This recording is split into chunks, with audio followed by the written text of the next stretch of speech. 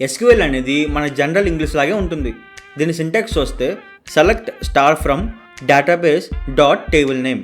ఇంతకుముందు చెప్పినట్టు టేబుల్లో డేటా అనేది కాలమ్ వైజ్గా స్టోర్ అవుతుంది. సో ఇక్కడ స్టార్ అనగానే మనకి ఆ టేబుల్లో ఉన్న అన్ని కాలమ్స్ వస్తాయి. ఇక్కడ ఒకసారి చూద్దాం. మన దగ్గర టాలీవుడ్ మూవీస్ అని ఒక టేబుల్ ఉంది. ఈ టేబుల్లో hero name, movie name, release అయిన ఇయర్ ఉంది.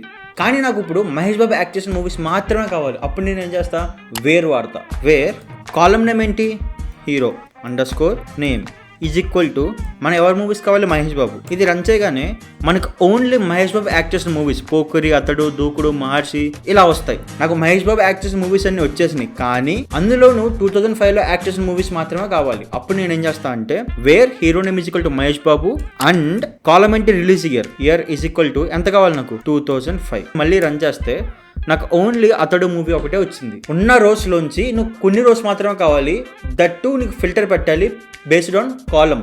అప్పుడు నువ్వు వేర్ కండిషన్ వాడతావు. అర్థమవుతుంది కదా, లేదా మళ్ళీ చూడు. ఇలాంటివి చాలా ఉన్నాయి, అన్నీ చెప్తా. నువ్వు ఫాలో కొట్టు, మిగతా బాధ్యత నాది.